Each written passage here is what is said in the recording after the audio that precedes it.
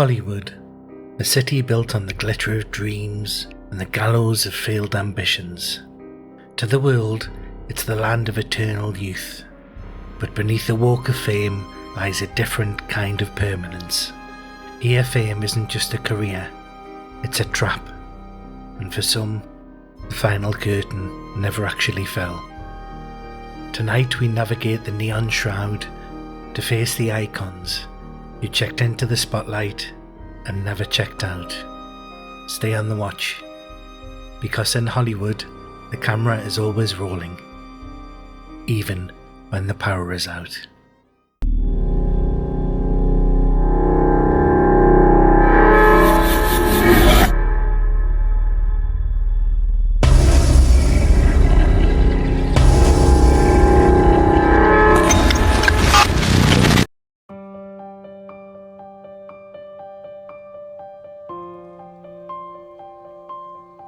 We begin at the Roosevelt Hotel, room 1200.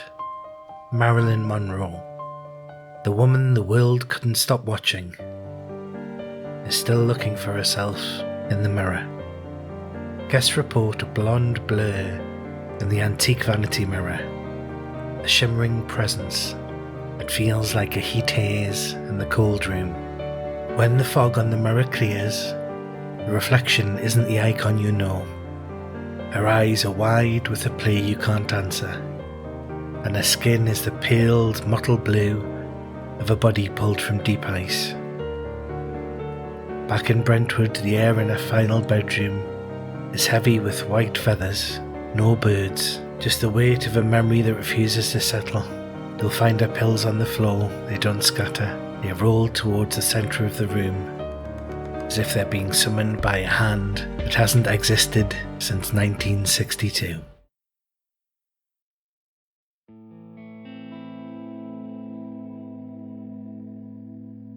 Vegas at 3 a.m. is a graveyard of neon. At the International Hotel, the king isn't dead, he's just trapped in the static. Witnesses see a figure in a white sequin jumpsuit standing in the corner of a single, screaming spotlight on an empty stage. But look closer at the sequins. They aren't plastic, they're thousands of tiny vibrating eyes watching in the dark. He moves through the brick walls of the corridors with a scent of ozone and burnt sugar. In the jungle room at Graceland, the haunting turns psychological. The shag carpet moves as if it's breathing, and the televisions only play a heavy grey static. You'll find a sandwich on a plate in the middle of the night, a fresh bite taken out by a mouth that has been silent for decades. He's a haunt of mournful humming that vibrates in your teeth.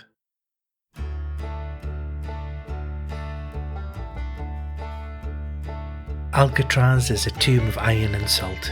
In the deep silence of cell 181, Al Capone's final days still linger. He was a man who traded his mind for a banjo, and the music hasn't stopped.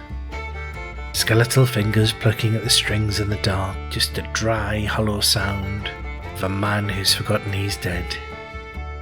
He appears as a shadow in a fedora, but the Tommy gun in his hand is made of thick black smoke. In the Congress Plaza Hotel, the haunting turns into a void.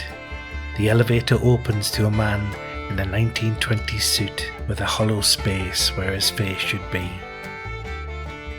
Check your hotel bill. The ink turns to blood, spelling out Valentine, the date you were always supposed to die.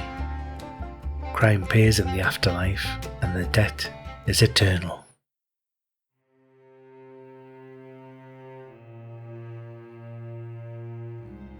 Stage 28 at Universal was a graveyard of sets long before it was demolished.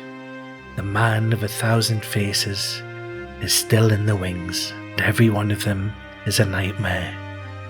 Lon Chaney Sr doesn't just haunt the stage, he haunts the concept of identity. He pulls off his mask, but there's no skin underneath, just shifting strips of black and white film, screaming in total silence. He leaps across the catwalks with the agility of a predator, leaving a trail of film reels that spill out like blackened intestines across the floor. Look in the makeup mirror, which faces yours. By the time you realise he's in the glass, your reflection is already gone.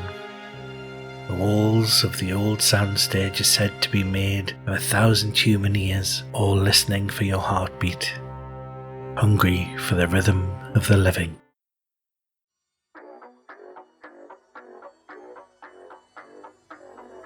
We concluded the happiest place on earth. In the small apartment above the Disneyland fire station, a light stays on. It was Walt's signal that he was home, and it seems he never moved on. The railroad whistle doesn't blow steam, it blows a human scream. In Fantasyland, witnesses see a figure standing perfectly still. He isn't flesh, he's made of glowing, flickering animation lines. A sketch that refuses to die. The haunting is psychological and total. Check your autograph book. The ink is wet with his signature, even though you haven't seen a character all day. The map in your hand begins to shift. The paths leading you into the dark corners of the park. You'll hear a happy, familiar laugh until it turns into a growl. Hollywood is a city of ghosts, where the stars don't just shine, they burn. The next time you see a blonde blur in a mirror, or hear a banjo in a quiet room, don't look for the exit.